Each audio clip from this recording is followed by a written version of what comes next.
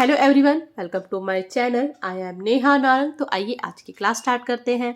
आज जो है सीबीएसई बोर्ड के अनुसार हिंदुस्तानी म्यूजिक वोकल, जिसका कोड है 034, क्लास 12 टर्म 1 2021-22 का सैम्पल पेपर जो है करने जा रहे हैं। इससे आपको ये पता चलेगा कि आपके क्वेश्चंस कैसे आएंगे और किस तरीके से जो है आपको आपके पेपर को जो है अटेम्प्ट करना है।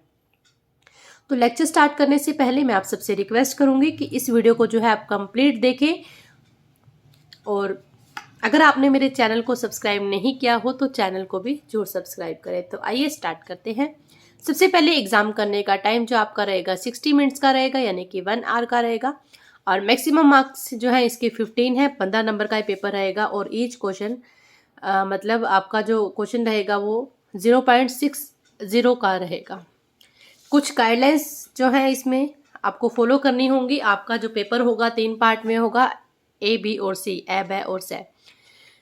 हर खंड में, खंड ए और खंड ब दोनों में आपको 12 क्वेश्चन मिलेंगे, जिसमें से आपको 10 क्वेश्चन जो है अटेम्प्ट करने हैं। 2 आप छोड़ सकते हो, खंड ए में भी और खंड ब, मतलब पार्ट ए और पार्ट बी में आप 2-2 क्वेश्चन जो है छोड़ सकते हो, और 10 क्वेश्चन जो आपको बहुत अच्छे से आते हैं आप वही अटेम्प्ट करें।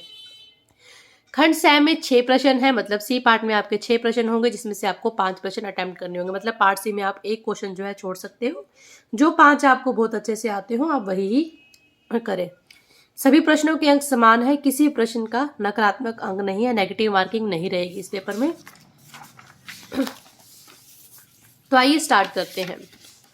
सबसे पहला क्वेश्चन है कि राग भैरव में कितने स्वर कोमल लगते हैं, 2, 3, 4 या फिर 5। तो राग भैरव में जो है आपके टोटल 2 स्वर कोमल लगते हैं, रे और ध। रूपक ताल की विभाग व्यवस्था बतानी है, 3-2-1, 3-2-5, 3-2-2, 3-2-3। तो रूपक ताल की जो विभाग व्यवस्था है वो इस तरीके से है, 3-2-2। पहले विभाग में आपकी 3 मात्राएं, दूसरे विभाग में आपकी 2 मात्राएं और तीसरे विभाग में भी आपकी 2 मात्राएं रहती हैं। राग बागेश्वरी में संवादी स्वर जो मतलब वादी स्वर ऐसा स्वर होता है जो राग में सबसे ज्यादा लगता है, और संवादी वो होता है जो वादी से कम लेकिन अन्य स्वरों से ज्यादा प्रयोग किया जाता है। म, सा, प, ध। तो राग बागेश्वरी का जो संवादी स्वर है वो है आपका सा। झप ताल में जो खाली है वो कौन सी मात्रा पर है, 5, 6, 7 या फिर 9। तो झप ताल में जो आपका खाली रहता है वो आपका छठी मात्रा पर रहता है। खाली का मतलब जब 0 का चिन्ह दिखाया जाता है।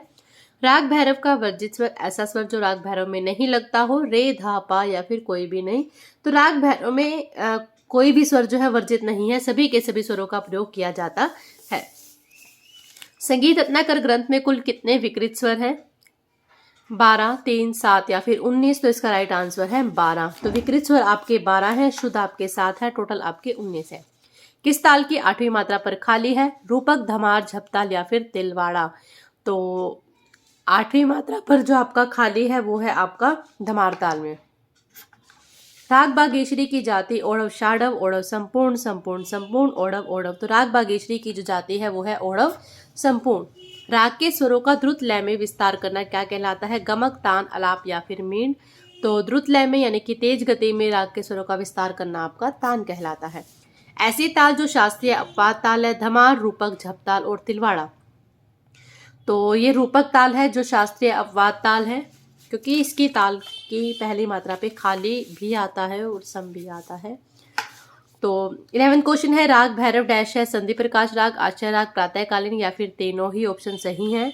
तो इसमें तीनों ही ऑप्शन सही है, क्योंकि राग भैरव एक संधि प्रकाश राग भी है, आश्चर्य राग भी है और प्रातःकालीन यानी कि सुबह के समय गाया जाने वाला राग भी है। 10 मात्राओं वाली ताल का नाम बताएं, झप ताल, रूपक, धमार या फिर तिलवाड़ा। तो 10 मात्राओं वाली ताल का नाम है झप ताल। झप ताल में आपकी 10 मात्राएं होती हैं। नेक्स्ट क्वेश्चन है, गामा रे रे सा राग को पहचाना है कि राग कौन सा है, बागेश्वरी, भैरवी, भैरव, बिहार। तो इसका राइट आंसर है भैरव। ये रे कोमल लग रहा है तो आपका भैरव राग है। संगीत रत्नाकर ग्रंथ में किस थाट को शुद्ध थाट माना गया, काफी, बिलावल, भैरव या फिर भैरवी। तो संगीत रत्नाकर में काफी थाट को शुद्ध माना गया, जबकि हम बिलावल थाट को जो है शुद्ध मानते हैं। 15 क्वेश्चन, उत्तरांगवादी राग वह होता है जिसका वादी स्वर सारे गामा में से होता है, संवादी स्वर सारे गामा में से होता है, वादी स्वर पधा निसा में से होता है, संवादी स्वर पाधा निसा में से होता है। तो इसका थर्ड ऑप्शन राइट होगा, वादी स्वर पाधा निसा में से होता है। कंपित और वली किसके प्रकार है, अलंकार, मीन, गमक या फिर तान। तो कंपित और वली जो है आपके गमक के प्रकार है। धमार ताल में कौन सी मात्रा पर सम है? दूसरी, छठी, दसवीं या पहली? तो पहली मात्रा पे जो है सम है। अलंकार का साधारण अर्थ है पलटा, आभूषण, गमक या फिर मीन? तो अलंकार का जो साधारण अर्थ है वो है आपका आभूषण। संगीत रत्नाकर ग्रंथ में गीतियों की संख्या कितनी बताई गई है? 6, 10, 5 या फिर 15?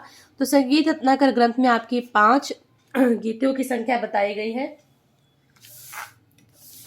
20th क्वेश्चन, रूपक ताल की दुगुन पूरा करे। तिन तिन, नाधिन नाधिन, नातिन तिन्ना। तो इसके ऑप्शन देख लेते हैं।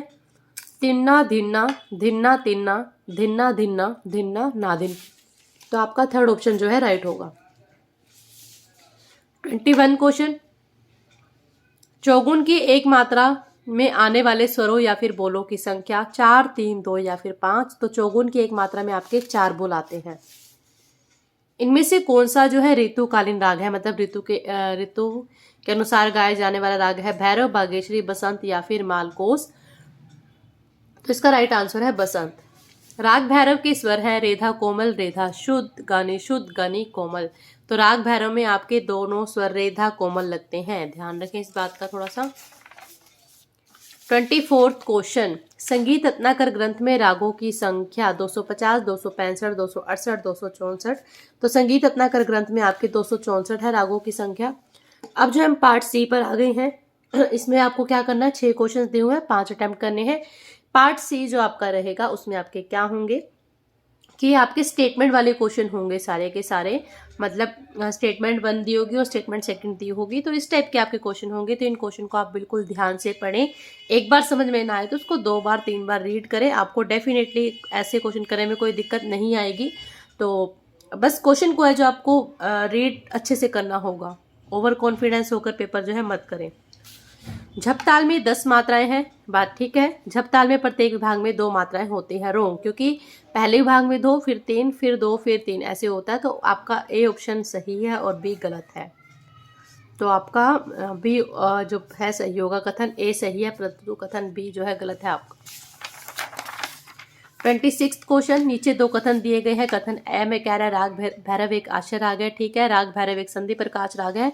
तो बातें दोनों ही सही हैं, तो इसका ऑप्शन सही होगा। कथन ए और ब जो है दोनों ही सही हैं। नीचे 2 कथन दिए गए हैं। संगीत रत्नाकर में 7 अध्याय है, बात बिल्कुल ठीक है। संगीत रत्नाकर ग्रंथ मध्यकाल में लिखा हुआ ग्रंथ है, तो ये दोनों ही सही हैं। तो इसका राइट आंसर क्या होगा, कथन ए और ब जो है दोनों ही सही हैं। 28 क्वेश्चन, विशेष वर्ण समुदाय अलंकार कहलाता है। अलंकार जो है आपके वर्ण पर आधारित होते हैं, ये दोनों ही सही हैं, क्योंकि अलंकार वर्ण का मतलब होता है स्वर, और अलंकार जो है आपके स्वर पर ही आधारित होते हैं। तो ए और ब दोनों ही सही हैं, तो आपका थर्ड ऑप्शन इसमें जो है राइट होगा। 29 क्वेश्चन, कॉलम दिए हुए हैं, इसको मैच करना है।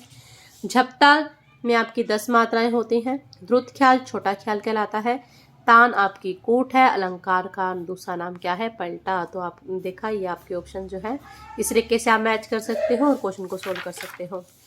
लास्ट क्वेश्चन देखते हैं आज का हमारा। कोमल रेधा वाले राग जो है कब गाए जाते हैं? तो कोमल रेधा वाले जो राग है 4 से 7 गाए जाते हैं, सुबह के समय और शाम के समय भी। शुद्ध रेधा वाले राग कब गाए जाते हैं? 7 से 10 गाए जाते हैं ये। कोमल गनी स्वर वाले राग जो है 10 से 4 गाए जाते हैं, और म आपका अधव दशक स्वर है। तो ये था आपका सैंपल पेपर। इस तरीके से आपके जो पेपर है आने वाले हैं। इस तरीके के जो भी आपको सैंपल पेपर जहाँ पर भी जिस भी चैनल पर कहीं से भी आपको पढ़ने को मिलते हैं, तो आप जो है ज़्यादा से ज़्यादा MCQ सोल्व करें। MCQ सोल्व करने से आपको क्या होगा कि आपको क्वेश्चन अटैम्प्ट करने का तरीका पता चलेगा, और क्वेश्चन जो है आप जब भी MCQ करें तो क्वेश्चन को जो है सबसे पहले आराम से 1 बार नहीं, 2 बार नहीं, कम से कम 3 बार जरूर रीड करें, तब जाकर के जो है उसका आंसर फिल करें। क्योंकि क्वेश्चन आता है हमें, लेकिन हम ओवर कॉन्फिडेंस होकर के जो है क्वेश्चन को गलत कर बैठते हैं। इसलिए ऑब्जेक्टिव टाइप में सबसे बड़ी दिक्कत यही रहती है। तो आप सबसे रिक्वेस्ट है कि क्वेश्चन को ध्यान से पढ़ें, उसके बाद जो है अटेम्प्ट करें। Thank you. आपको मेरा वीडियो कैसा लगा कमेंट करके जरूर बताइएगा। Thank you.